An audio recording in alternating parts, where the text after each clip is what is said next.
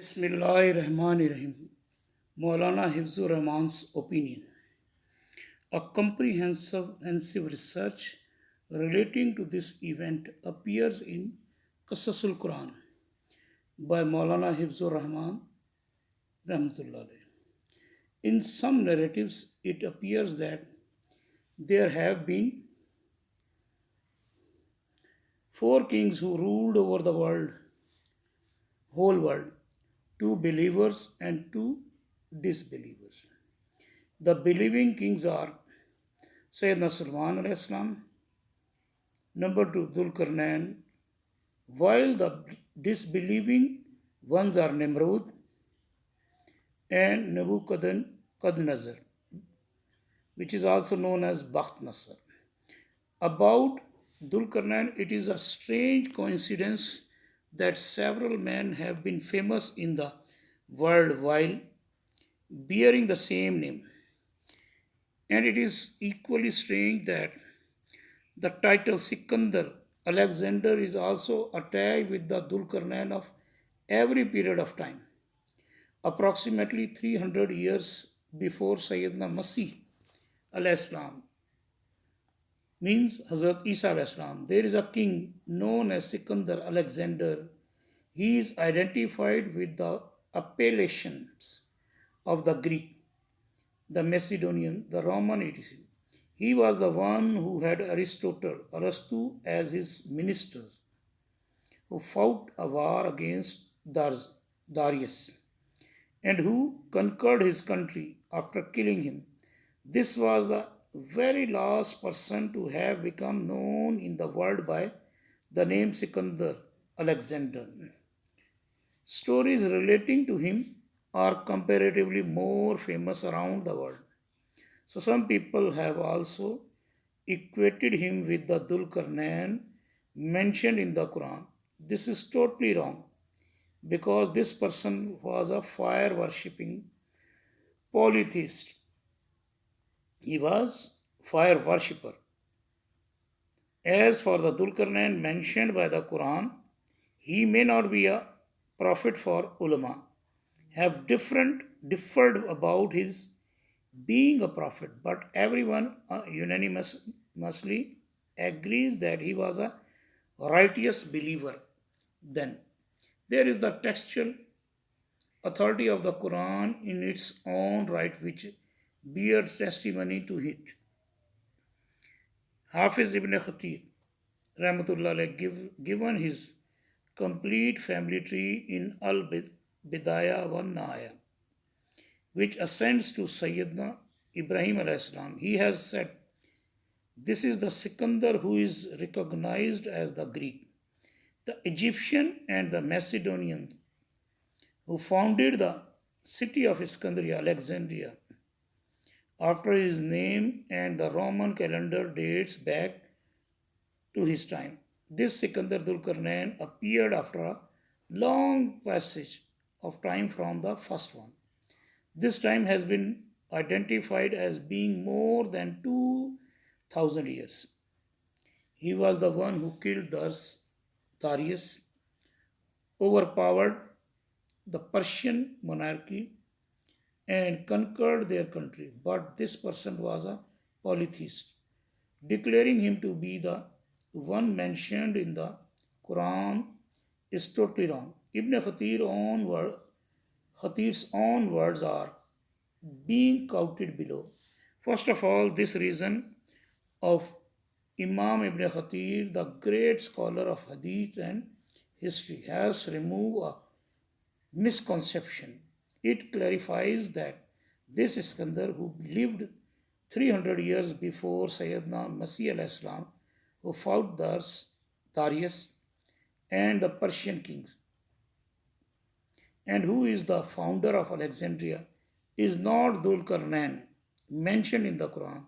This misconception seems to have affected some leading commentators as well. Abu Hayyan in Al-Baharul Muhit and Alama Alusi in Ruhul Mani have said that this very Dhul-Qarnain is the one mentioned in the Quran. The second point emerges from the sentence of Ibn Khatir, he was prophet. Inabkana 1.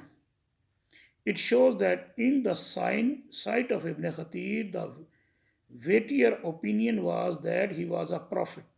Although, according to the majority of scholars, the weightier opinion is what Ibn Khatir has himself reported on the authority Abi al-Tufail from Sayyidina Ali radiallahu ta'ala anhu, that he was neither a prophet nor an angel, rather was a righteous believer. Therefore, some ulama have explained it by saying that the pronoun in one he was refers to Al-Khadir, Al-Khidr, and not to Dhul-Qarnain, Al-Khadir, Al-Khizr al-Islam, which is closer in sense.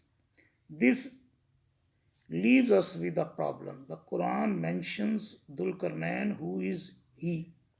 Which period of time did he belongs to? Regarding this, saying of ulama differ.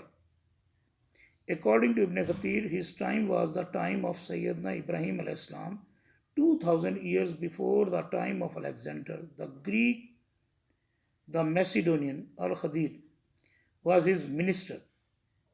Al-Khizr, जो थे उनके minister, was his minister. Ibn Kathir has also reported from the early righteous elders in Al-Bidayah wa Nihaya that Dhul-Qarnain went for Hajj, traveling on foot. When Sayyidina Ibrahim found out about his arrival, he went out of Makkah to greet him. It is said that Sayyidina Ibrahim al-Islam also prayed for him and passed out some good counsel to him. Al-Bidayah, page 108, verse 3. Tafsir Ibn Khatir reports from Adarki that he did tawaf with Sayyidina Ibrahim and offered sacrifice. And Abu al-Rehan al-Baruni has said in his book Al-Athar al-Baqiyah and Al-Quran al-Khaliya that this Dhul-Qarnain mentioned in the Quran is Abu Bakr ibn Sama, ibn Umar ibn Ifrikis al-Himayari, the one who conquered the east and west of the earth.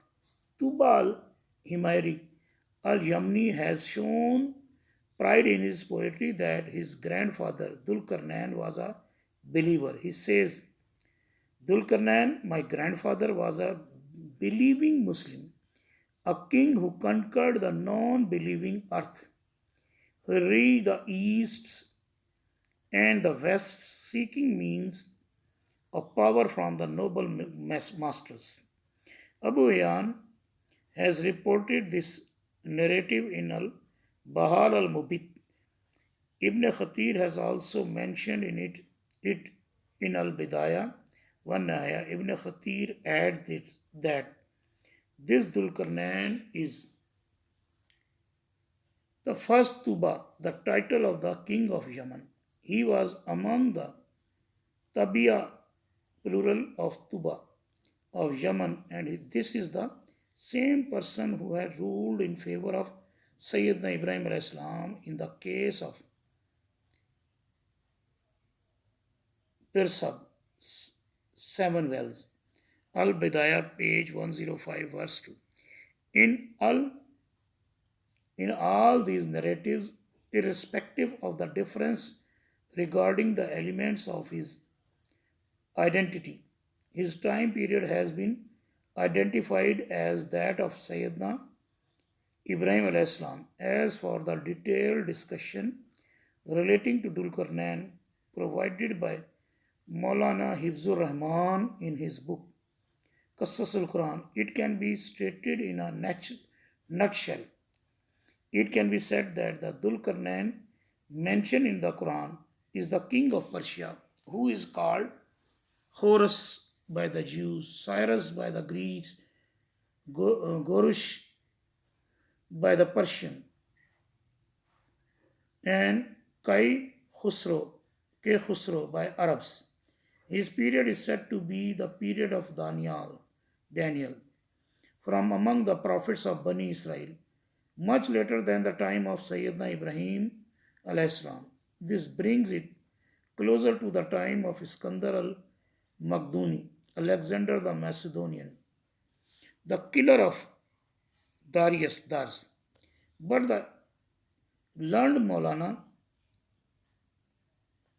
like Ibn Khatir, has also strongly maintained that Alexander the Macedonian, who had Aristotle as his minister, cannot be the Zulkarnain. The former was a fire worshipping polytheist, while the latter a righteous believer. According to his research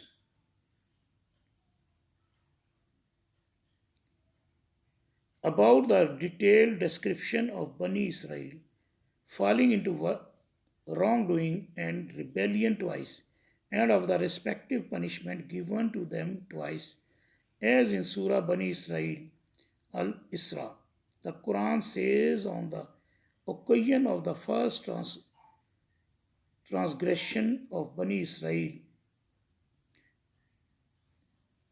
we sent upon you some of our servants having strong aggressive power who combed through the houses.